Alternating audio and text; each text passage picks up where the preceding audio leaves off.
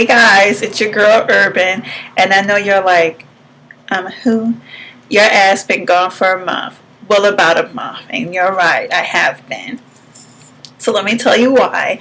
Part of the reason why I've been gone for a month is because, I kind of got into like a little bit of a zone where I was thinking about, myself, my life, my year 2013, some things that, I went through, I'm going through, and things I want to do in 2014.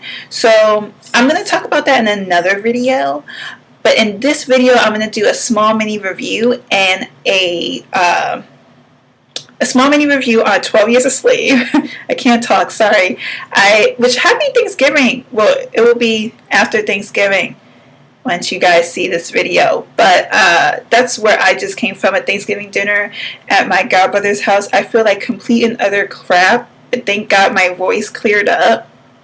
I drank a lot of tea and a lot of soups with a lot of herbs and spices, but my body physically feels like crap.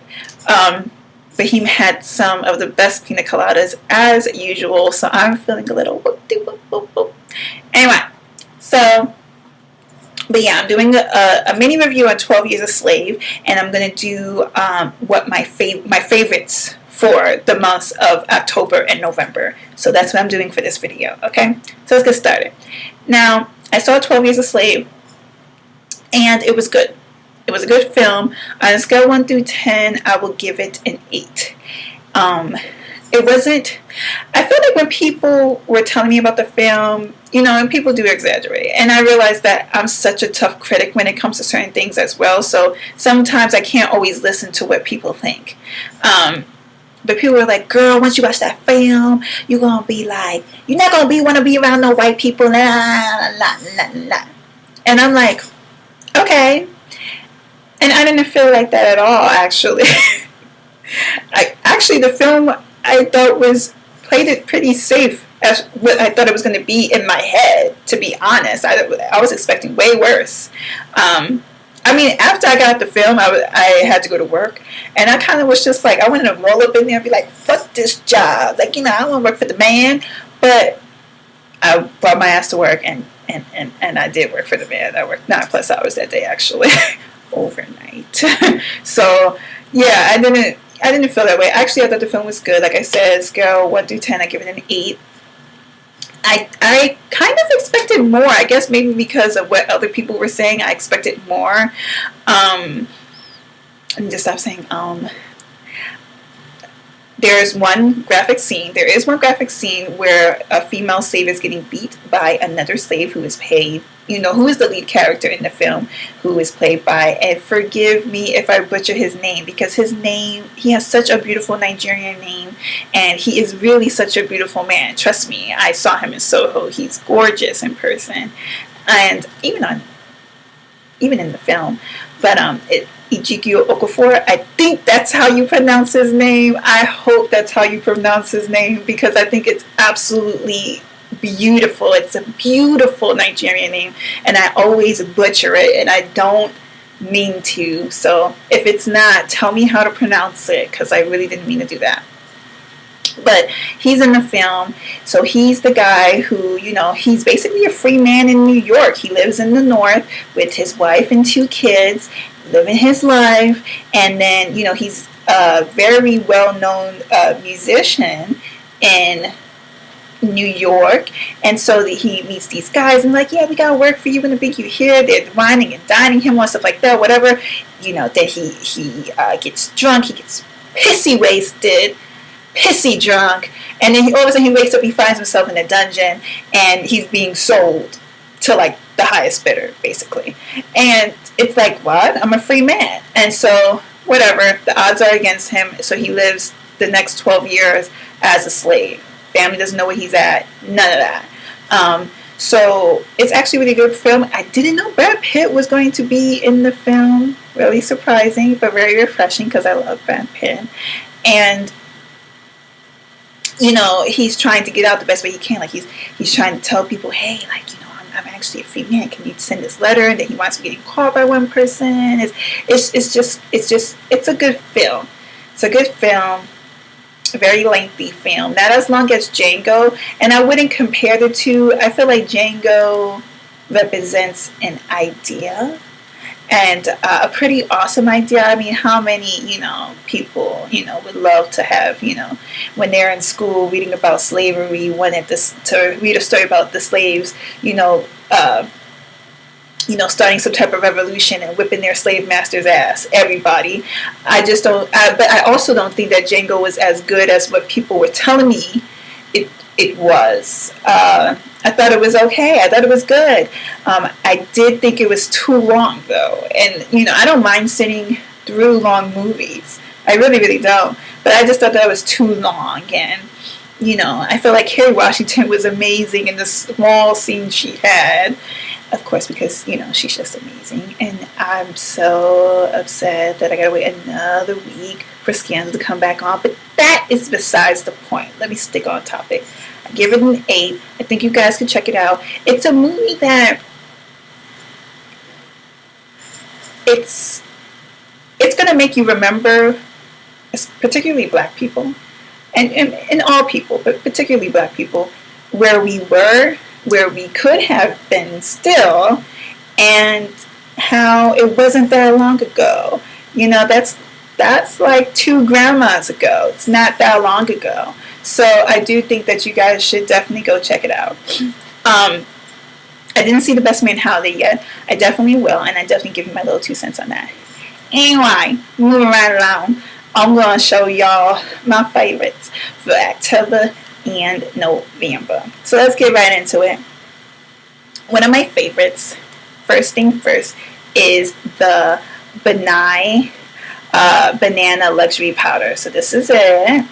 Absolutely love it. Excuse my nails if you see them, because I'm in terrible need of a manicure. I haven't even got a manicure this month. Serious. I'm going to talk to y'all about that in the next video, though. I got this at Ricky's for $13.99. Really, really, really good powder. I love it. I love what it does to my concealer and underneath my eye, and how it highlights it.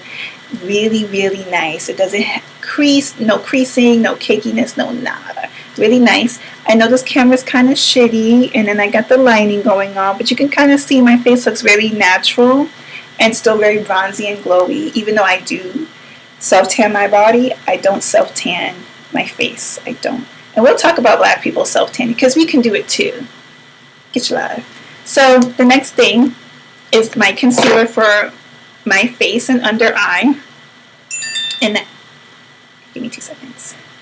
I'm saying give me 2 seconds like the phone can answer me. Anyway, it's the Tarte Maracuja Creaseless Concealer. My color is deep. It's not deep at all. It's more kind of like similar to... trying to see or consider everybody, because I know everyone's like MAC obsessed. I don't use MAC. I'm a makeup forever kind of girl, but it's just not deep at all. It's not. I'll swatch it for you. More kind of like a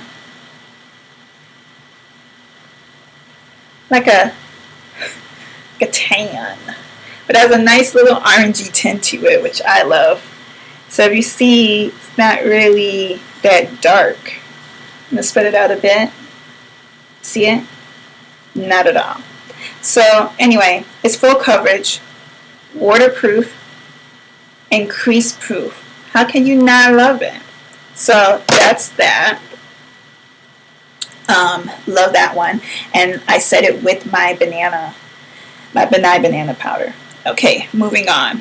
Then people ask me all the time what I use for my brows. These are the 3 things that I use for my brows.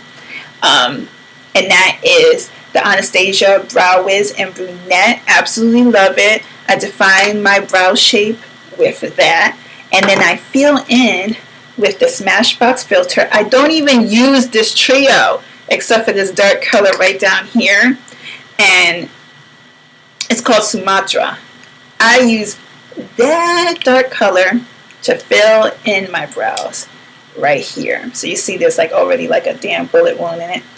I use that. That's what I use. I absolutely love her. She's really cute. Just amazing. And then this cheap Ardell brow sculpting gel that I got from the beauty supply store for like $2. This is what I use. I used to use the Anastasia gel, and it was good, but this one I really do think is better. And if you guys really know me, you know that I love something cheap that's good in quality that I can get from right across the street. I love it. So that's that. My favorite mascara right now is the Makeup Forever Extravagant. Smoky Extravagant, excuse me. Absolutely love it. This is the wand. Can you see it? She's kind of cute. Not clumpy at all, at least not for me. I have really curly lashes. I don't want to get too close, but you guys can kind of see it. These are not individual, those are my lashes. Today I used the e.l.f. lash primer, but it's not that much of a difference, at least for me. I feel like if anything's a little bit more thicker, but not too much. So anyway, absolutely love that mascara. It's so good. I have really curly lashes, you guys, so I usually don't need an eyelash curler, not at all. So I love that one. It pulls them out really, really nicely, and it's really, really black. Love that. So my second thing is the Bobbi Brown, the long wear gel eyeliner in number 1, which is black ink. Absolutely love this.